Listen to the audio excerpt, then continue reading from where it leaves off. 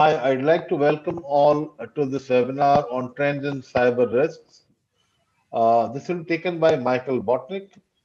Uh, Michael Botnick Hello. is a KPMG graduate, a highly experienced cybersecurity professional with more than 15 years of experience and a strong understanding and genuine experience in technological, regulatory, threat, and control environment within the financial, municipal, pharmaceutical, industrial, telecom, and commercial sectors.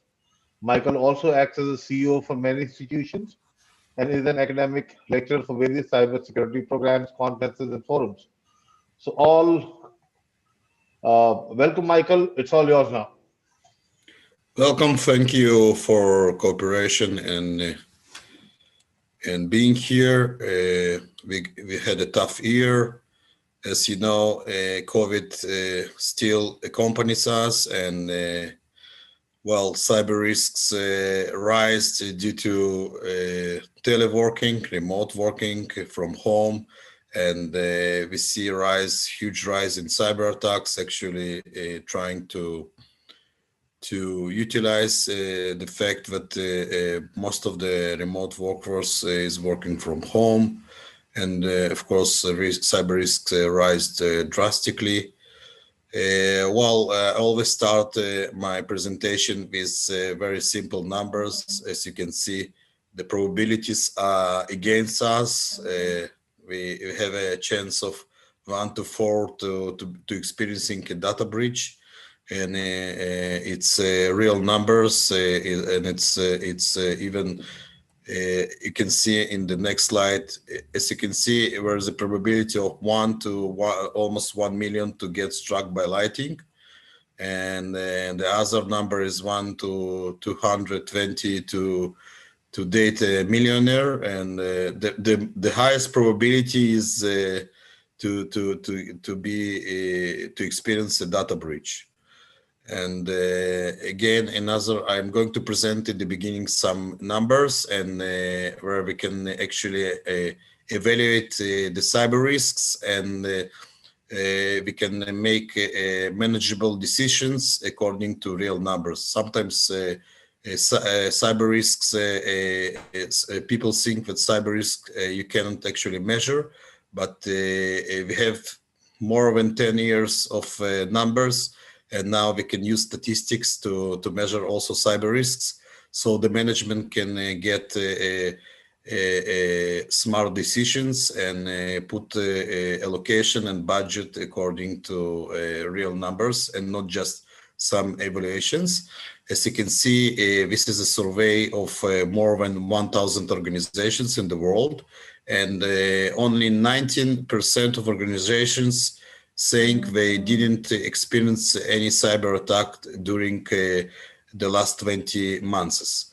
So you can see more than 80% of organizations experience some one or more cyber attacks, because it's something when the lightning is struck back. Okay, if you got a cyber attack a year before, it can happen again. Bad guys can come again. That's common knowledge. So don't think that if you got hacked, you will not be hacked in the future. So this is real numbers. You can see that some companies, more than 11%, had more than 10 times of cyber attacks on their organizations. You can see another numbers of probabilities of cyber attacks, and you can see by year from 2016 to 2020, you can see the rise, the probability are rising. And the most attacked sector, of course, is financial sector. And technology also is coming close to financial sector. You can see that a lot of cloud platforms are attacked by bad guys, because if you get breach cloud, you can actually reach not one client, you can reach a lot of clients. So we see that technology and telecom are on the second place. And healthcare also is rising because of, again, COVID and the criticality of healthcare. So the numbers are not lying, and they show a picture.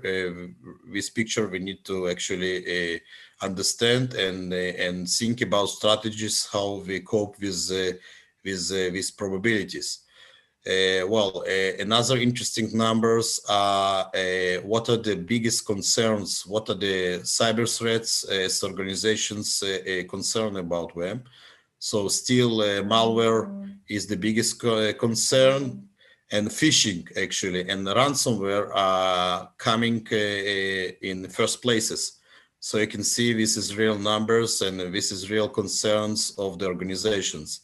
And sometimes we use phishing to spread malware and ransomware. So this type of threats are almost always coming together. Almost in any cyber attack, you get some phishing or spear phishing method.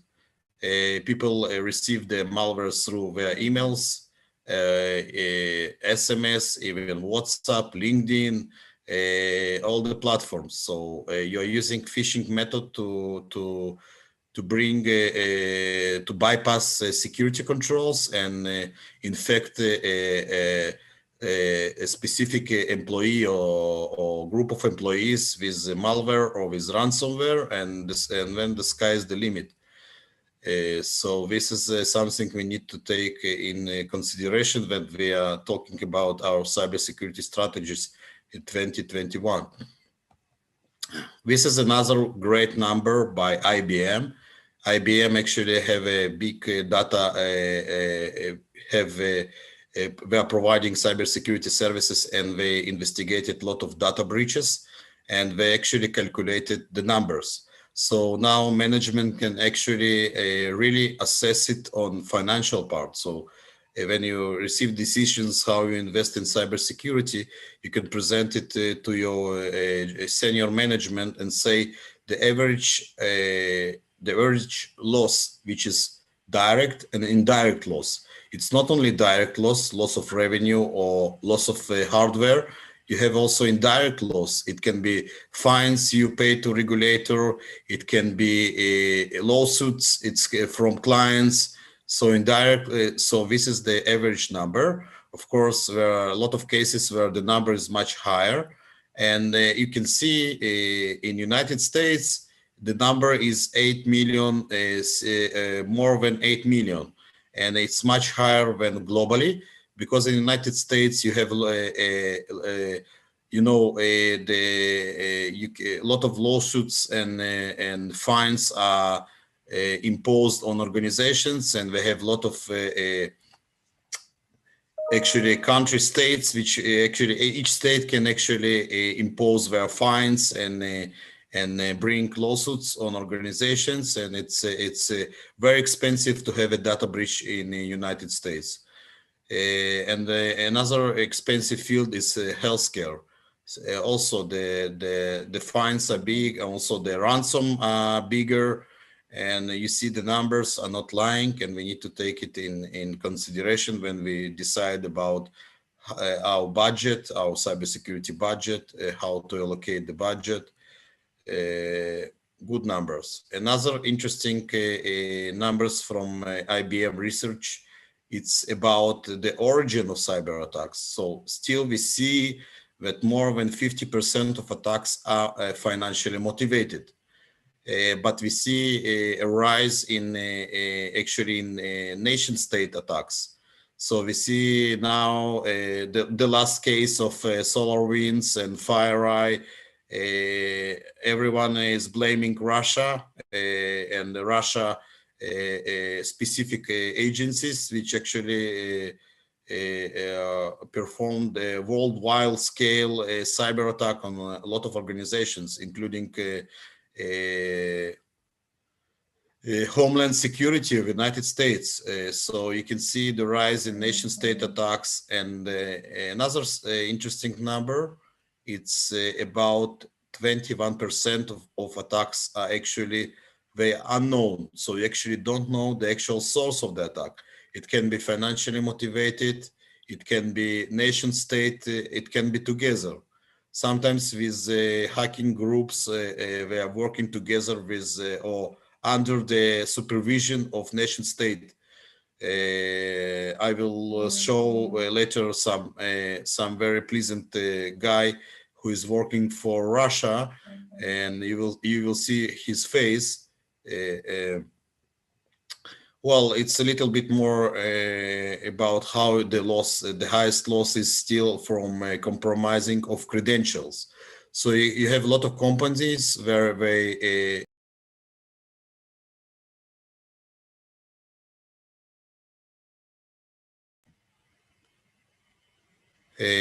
the hackers actually steal the credentials, and they succeed to impersonate to some management and convince people, convince employees to send money to some bank accounts of bad guys.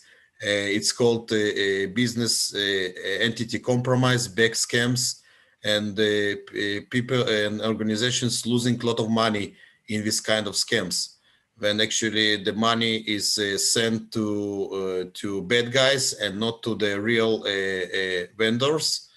Even Trump campaign during the elections actually was fooled, and they paid more than 2 millions to bad guys and not to their suppliers. So this is the numbers, and you can see the different numbers, and they are high. Another a great research by data breach research by Verizon. Verizon is also a US state, a US based firm. They're also doing forensic investigations, and they actually have great numbers, so we can understand what's happening in trend of cyber attacks. So you can see in incidents, it's not data breaches. First from left you have incidents. So still the denial of service attacks or DDoS attacks were still the most prevalent attacks. But the most harmful attacks, it's you can see the breaches. So you can see in the breaches side, you can see phishing as one of the biggest causes for data breaches, and also use of stolen credentials. So you can see that most of the data breaches are arising from phishing and use of stolen credentials. And these numbers we also need to take in considerations when we build our cybersecurity strategy. Phishing is still the most effective way to actually penetrate the organization and steal data.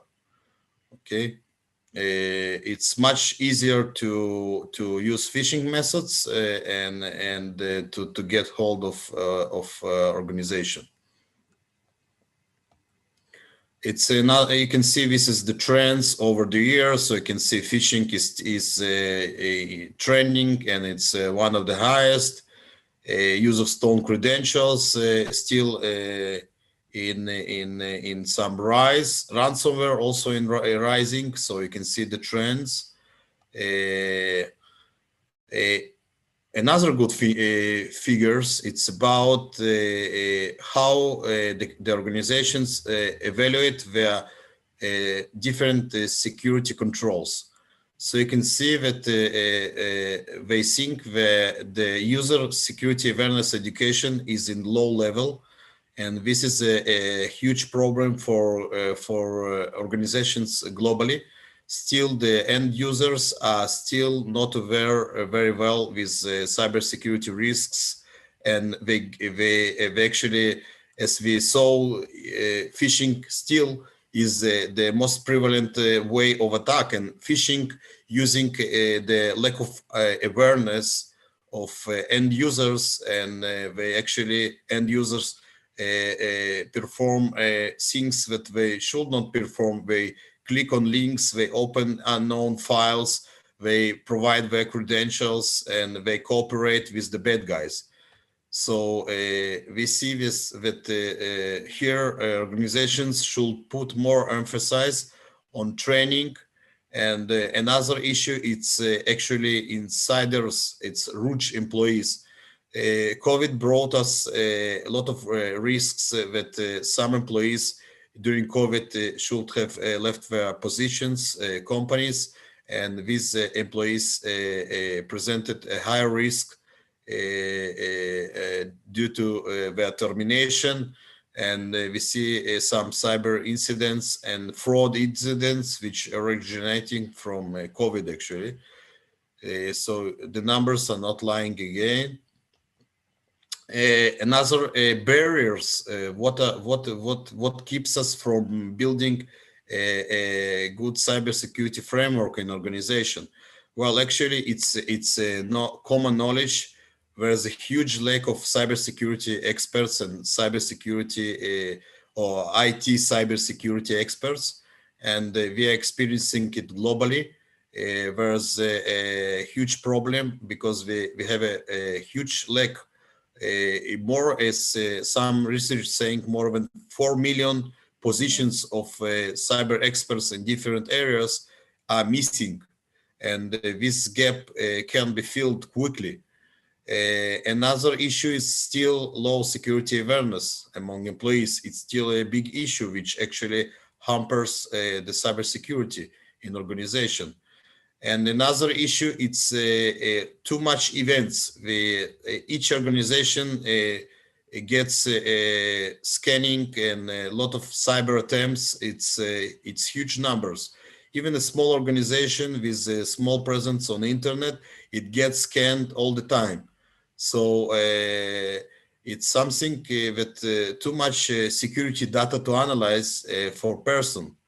Um and another issue, it's a lack of automation, how to respond to cyber attacks, because most of cyber attacks are not happening on convenient days. Yes, the bad guys always attack on weekends, where actually the personnel is on vacation, sleeping, and we have a lack of automation in some companies, and a lack of automation tools to respond to attack without a human. Okay, so here we also need to see how we actually improve it in our organizations, and of course in our suggestions we will see how we can improve is poor insufficient automation of threat detection and responses processes.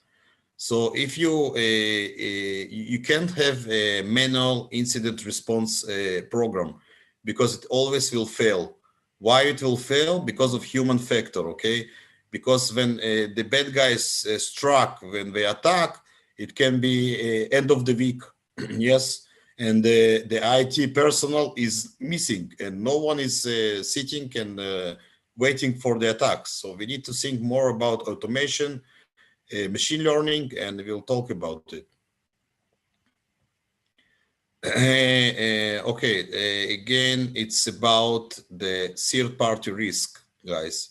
So you can see the third-party risks, the vendor risks are rising on the rise. It's some new research by Opinion Matters. We actually did a research on over than 1,500 organizations in 5 countries, and the conclusions are that almost 80% of organizations had some kind of cyber attack originated from their vendors.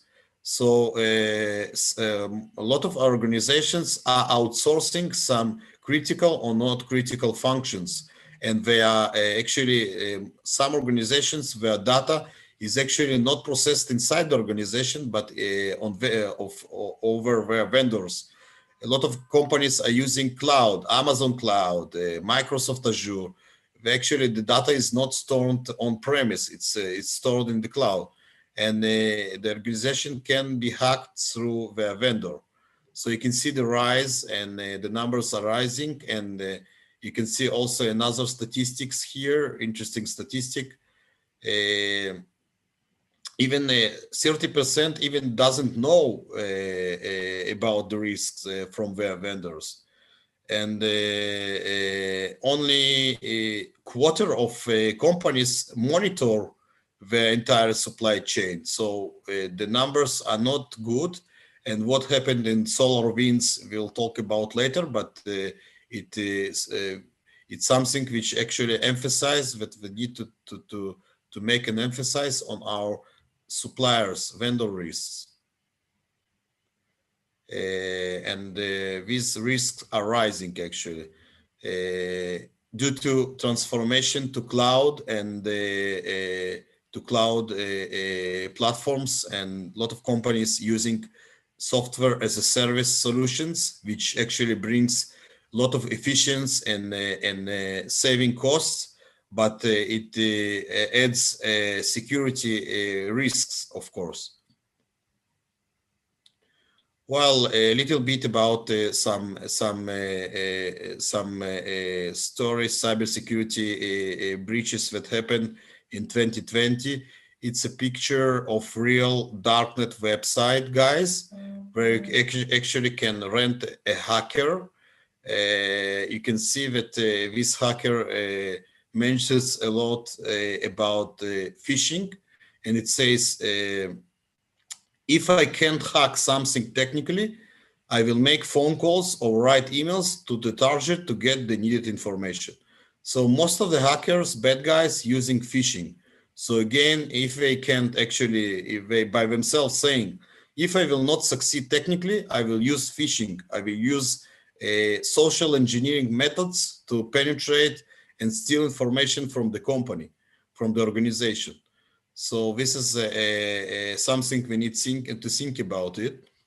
It's a darknet website, you know, darknet where actually the bad guys are coming together and switching information, selling information. They have conversations. This is almost anonymous network, and it's much harder to trace someone who is sitting on darknet. It's not impossible, but still it's much harder, and we need to think about it. Well, another case, it's this guy is actually a Russian hacker. His name is Maxim Yakubets, and he is actually working under supervision of Russian nation state agencies. And some is saying he's a close friend of Vladimir Putin, and he's fully protected, and he did a lot of damage to United States organizations with ransom attacks. His organization was called Evil Corp. Actually, they stopped the operation recently. He got very rich with young men. This is a real face of the hacker. Okay, it's something you can see. He looks like a legitimate guy, and he's driving a great car, and he's living in Moscow, and no one is arresting him, but he's a FBI most wanted person. And another hack was Twitter hack. I think everyone heard about the Twitter hack. It's all about take over the accounts of celebrities. You can see here some names: Barack Obama, Bill Gates, and more than 40 accounts of Twitter accounts of celebrities were hacked. By the way, the account of current President Donald Trump was not hacked because they had extra security on this account. But Twitter didn't think about other celebrities that they should also be protected. Apparently, these celebrities' accounts were not protected or were protected as other accounts. So Twitter also didn't think fully about all the risks, and actually they admitted about that. The hack was actually, it was not some nation state, Chinese, North Korea, Russians, whatever, that performed this hack. It actually was 17 years old Florida based teenager. We even don't know his name because he's still minor, and his name was not yet published. Maybe when he will turn 18, we will know his name. But this guy, he was not a computer genius. He didn't do something too much complicated. According to Twitter, and their statement, this young man used social engineering spear phishing on phone. Actually, he got the passwords to all Twitter systems needed by using his phone and calling and manipulating by SMS messages the Twitter employees. So Twitter employees were not that resilient to social engineering. Afterwards, Twitter admitted actually that their training programs about phishing and social engineering lacked, and it was not done in an effective way. And they actually imposed more trainings on their employees and more trainings. It's very important to perform real phishing simulation trainings to see how the employees are trained and they will act more resilient in real situation. They actually got approached by bad guys in emails, by phone, by SMS, WhatsApp, LinkedIn. So this is a real statement of Twitter. I didn't change it, just put it on the presentation. And Twitter actually now currently under investigation, and maybe it will pay a fine of billions of dollars about this case. Yes, it's very interesting. Well, this is the case which happened actually 2 day before everyone heard about FireEye, leading cybersecurity company working with all known organizations globally and all federal agencies in the United States. And firewall apparently got hacked, and it did a thorough investigation and actually found a more tremendous hack, actually a supply chain hack originated from SolarWinds, and it's still under investigation and under mitigation ways.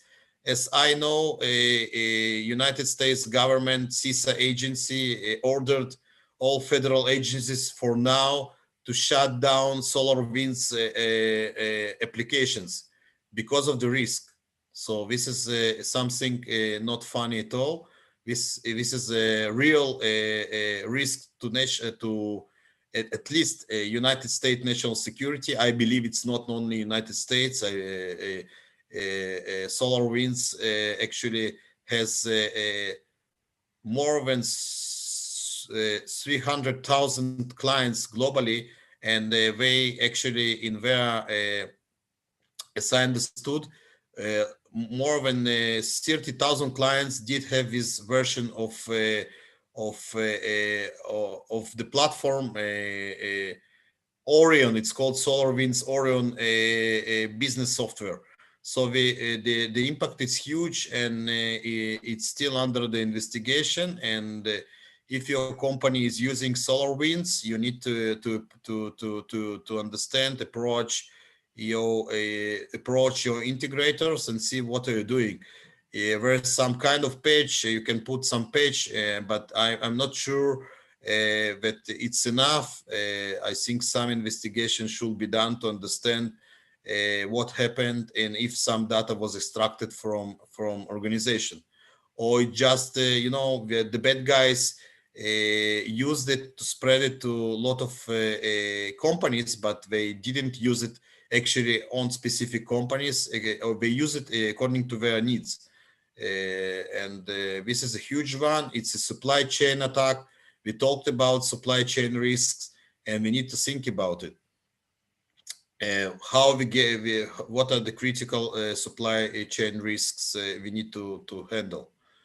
Well, again, some big fines. You can see the numbers. Equifax 2017, credit rating agency in the United States, one of the hugest data breaches.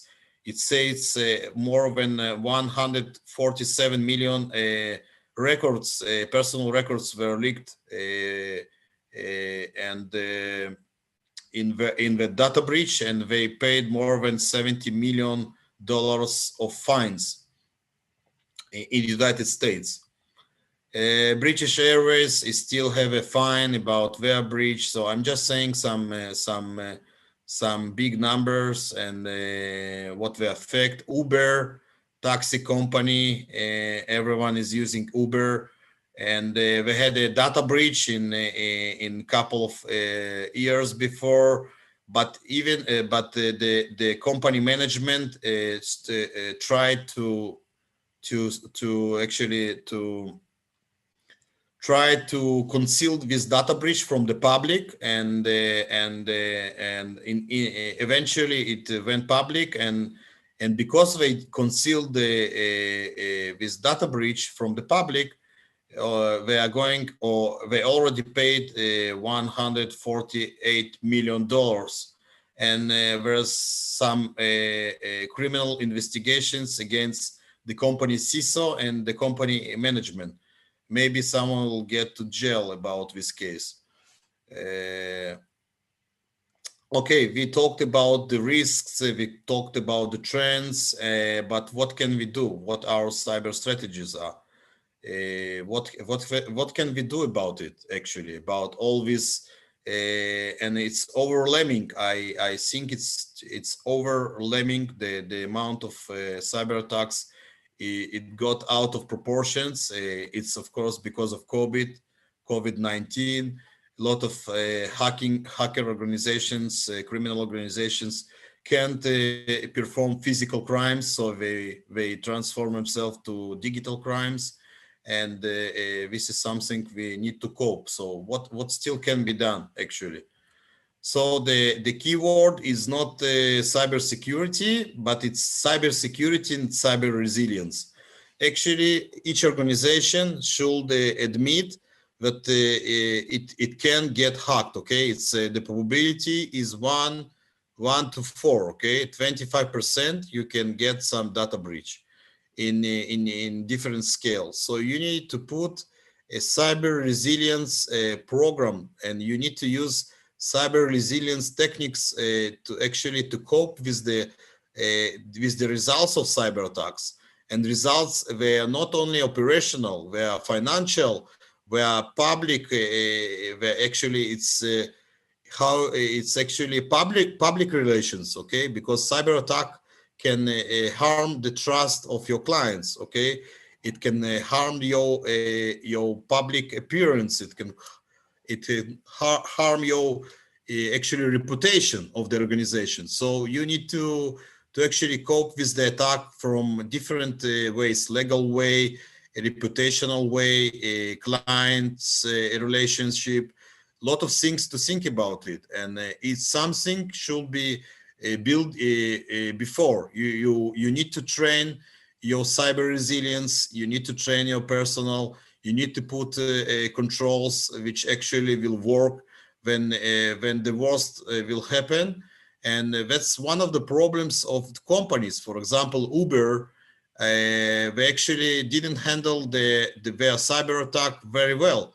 They, instead of going to public and publish and be transparent about that, they actually still try to conceal the attack. Okay, so they reached the opposite. And this is something each organization should think about. Cyber resilience. In COVID, it's called 19. It's called business resilience. So it goes together. So we in Integrity and Core actually work a lot about cyber resilience in a recent year, and a lot of projects about cyber resilience. So the companies can cope with the results of the cyber attacks. And it's a little bit different techniques of cyber resilience. We need to think about them. So adaptive response, it's something you can't have, and you need to have some adaptive response, and not everything can be written in handbook. Okay, you can't follow always the same procedure, so you need to have some adaptive procedures. You need to be creative, and it's not there's one way to cope with cyber attacks. You need to be adaptive, uh, and we need to monitor our risks in real time, so we can be more adaptive and more responsive. We need to use even deception methods. We need to decept the bad guys, and the deception, it's using of honeypots, using of misinformation. So the bad guys think they breached and get some high value information, but instead of it, they didn't get this high value information. And actually, we actually by deception could detect the attack, and contain and stop the attacks. We need to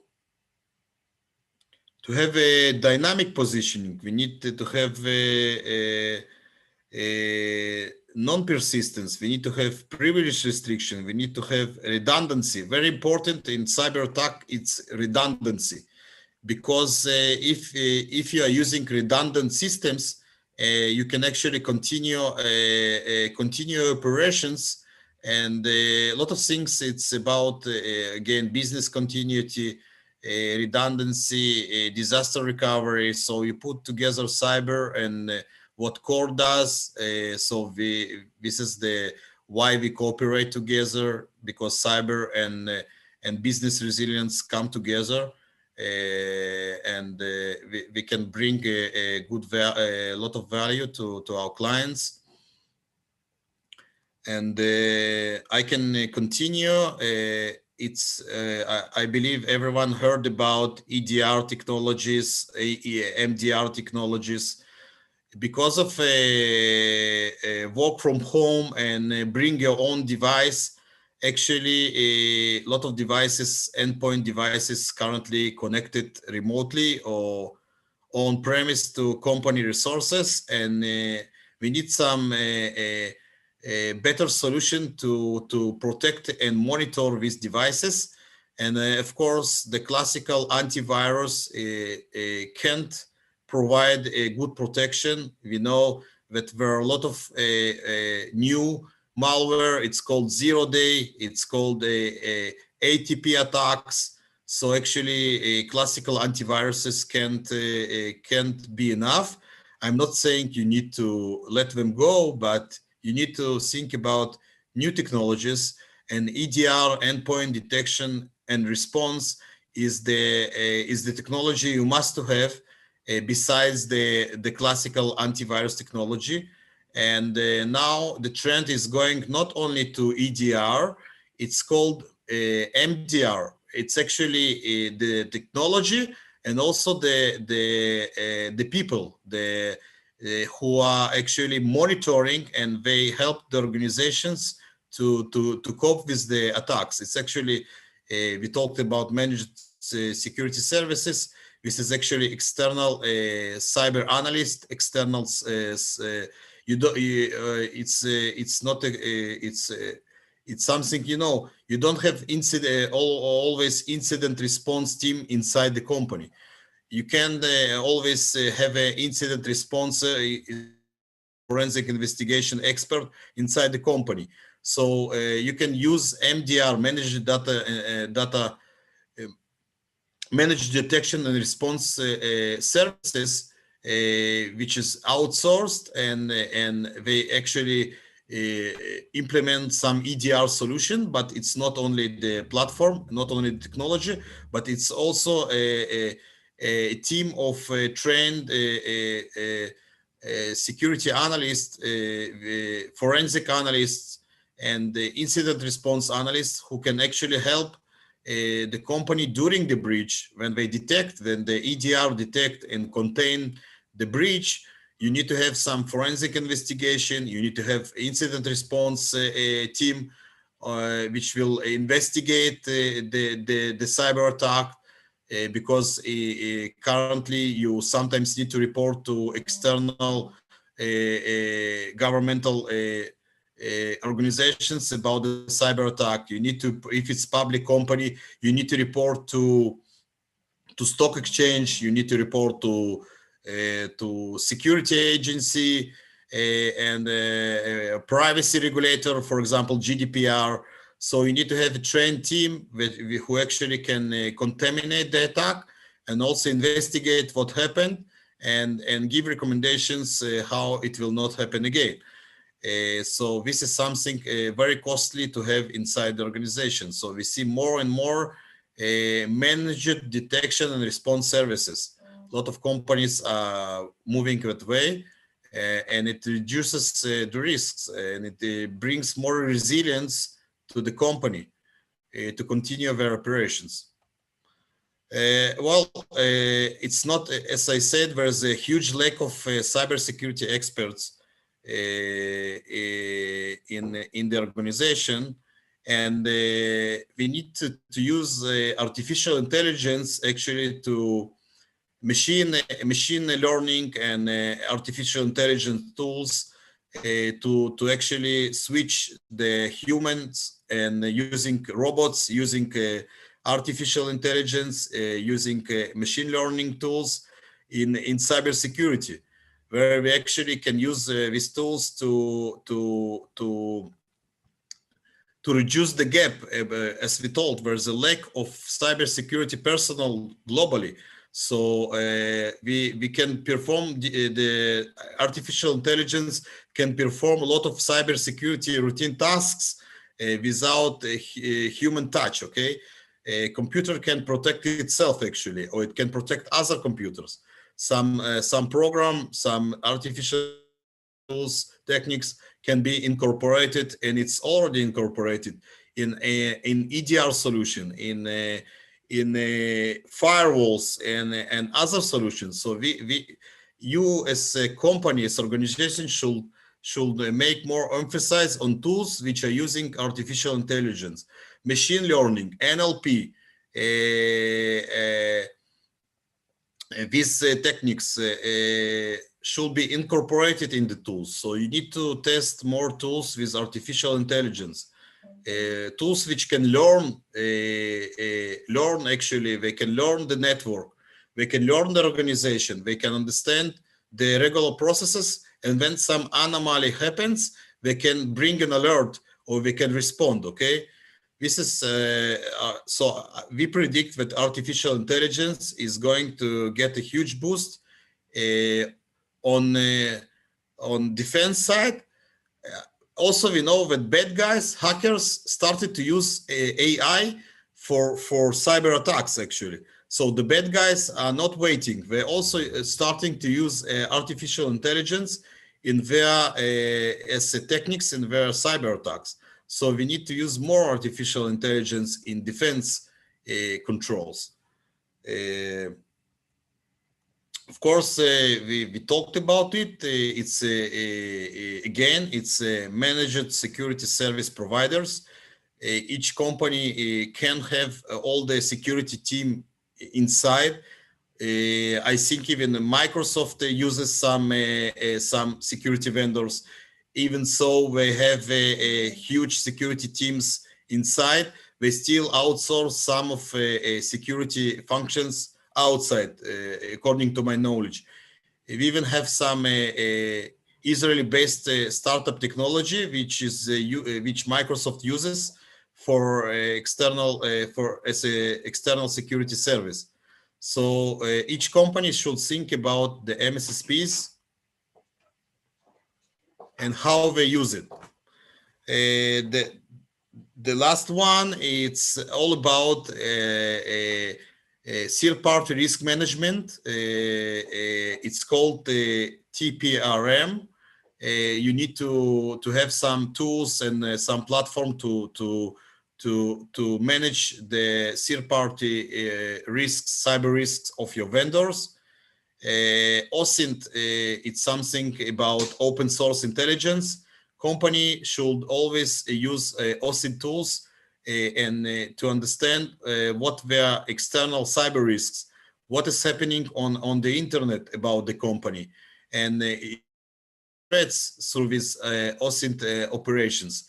Also, these OSINT operations can be outsourced to some cyber intelligence MSSP provider. And the keyword also is attack surface management. The company should know what are their exposures on the internet. So this is the trends we see in 2021, VS Integrity and Core. And of course, it's all about the last one. Don't forget your people, guys. Phishing is still on the rise. You can see that phishing, 80% still of information security events in the organization are caused by employees, by accident. We have a solution where actually we train employees. It's called Cyberhook. We actually using some innovation, NLP and innovation algorithms to adapt the phishing simulation according to different parameters. And the workflow is very simple. You start phishing simulation training. You perform a simulated phishing attack. You analyze and you repeat. So the employees are trained, and it's a little bit more detailed here. Actually, we launch a campaign, we analyze the performance, who actually fall the phishing, and of course, training and awareness. So we can identify employees who actually more affected by phishing. They actually fail, the awareness level is low, so we can actually train them specifically. Of course, the benefits are very high. This is some example of trainings we performed.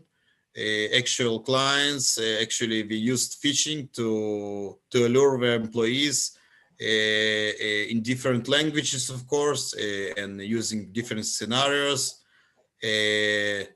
And of course, guys, in the end, I would like to, this is something I always bring with me in my life, personal and professional one, that you always need to expect the unexpected. You always need to think, to prepare yourself to bad things that will happen. And as everyone watched Titanic movie, this is a good saying.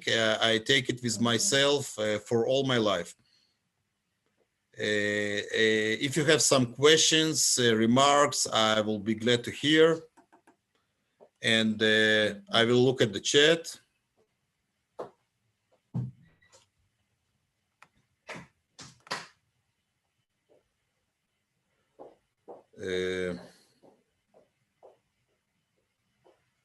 Jennifer, אבל איפה הצ'אט?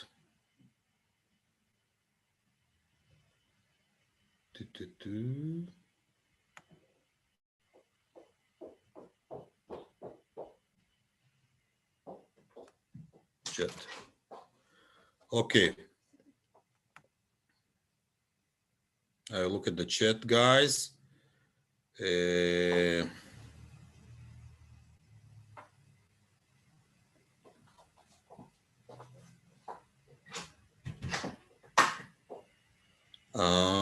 The percentage.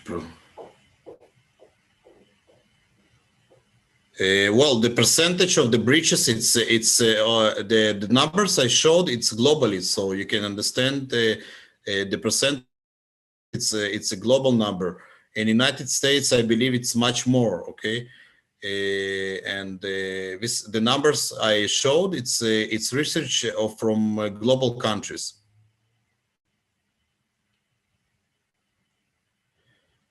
If you, well, dedicated servers, it depends on the sensitivity of the data, okay? If you are using some if you're a military organization, if you are some biometric. It depends on sensitivity of the data. Okay, financial institutions, I don't know, credit card institutions. I will think twice to go to the cloud. Okay, even so, they now hold different certification, even HIPAA certification, Amazon, but it depends on sensitivity of the data. I think there's a good advantage for small, medium size enterprises to go on cloud because they can reach some more level of security. But huge corporations, they need to think about it twice.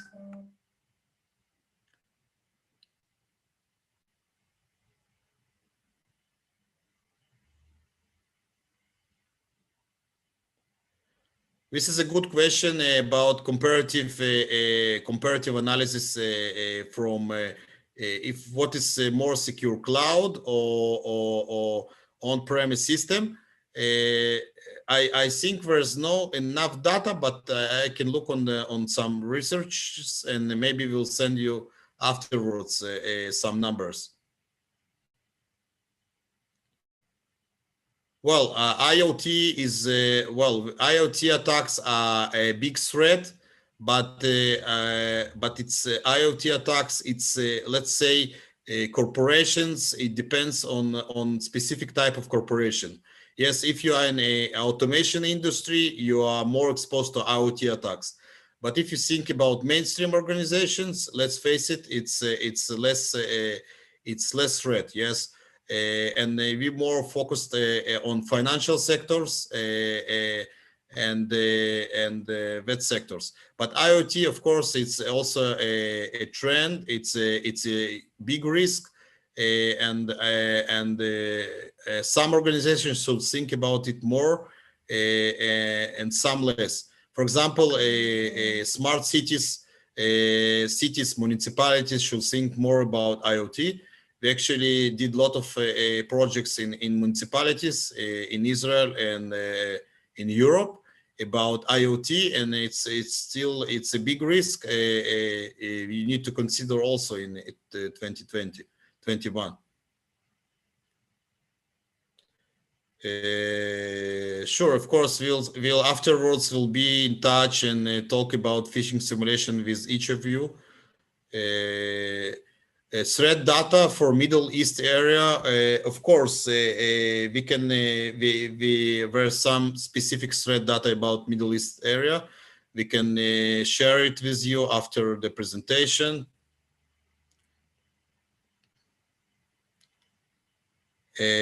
What is the best firewall?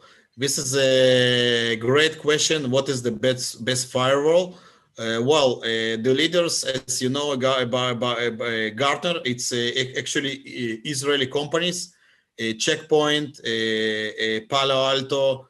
It's no one. Palo Alto, Checkpoint. They are leaders in cybersecurity, and I would say Palo Alto even a little bit more advanced than Checkpoint. Actually, Palo Alto was established by ex-Checkpoint high-rank employee. So they are competitors, but they are ex-friends. But these two technologies we are recommending to our clients. Palo Alto also have a great EDR, XDR solution. About security, you are talking about security company which can perform penetration tests.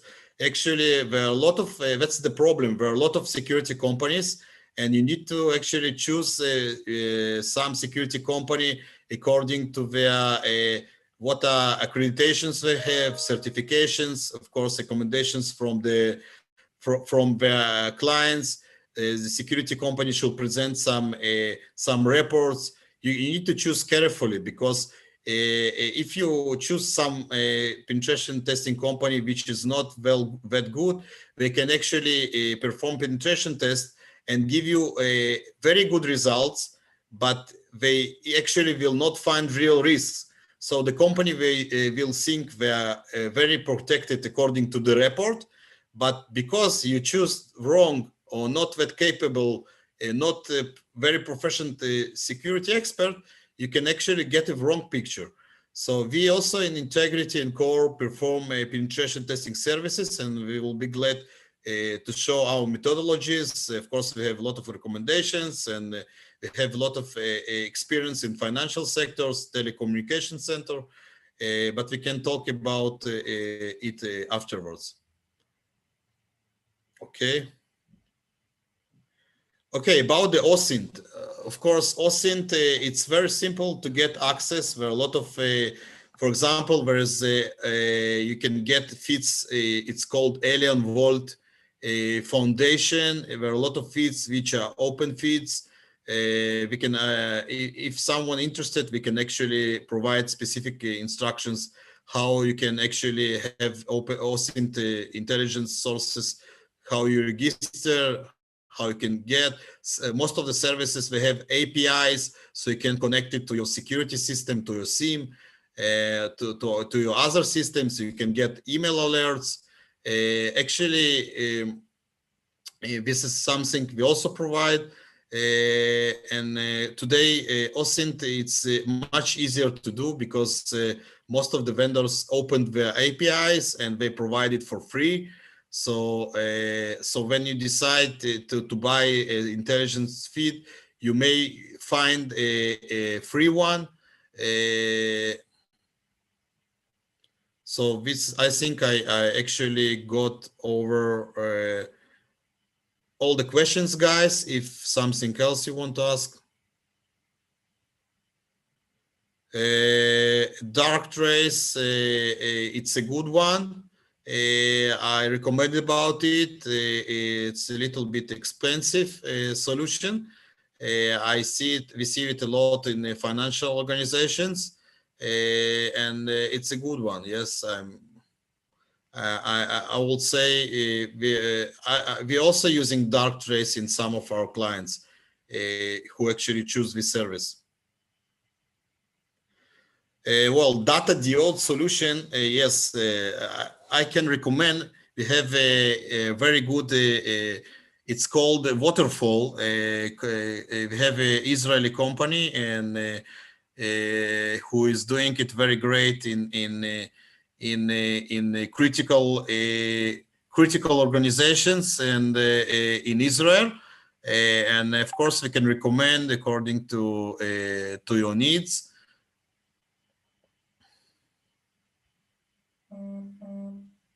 Well, thank you too, guys. I try to be very specific and show the numbers and a little bit explain more about the risks, so you can have more knowledge and more numbers to understand and to take manage decisions, and not only.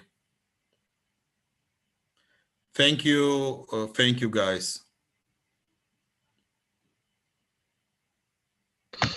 Thank you, Michael, for your inputs. Guys, any questions, you can feel free to write to us, and we'll get back to you within 48 hours with the answers from Michael. Thank you all for coming and participating. You guys have a great day. Thank you, Michael. Thank you, Jennifer.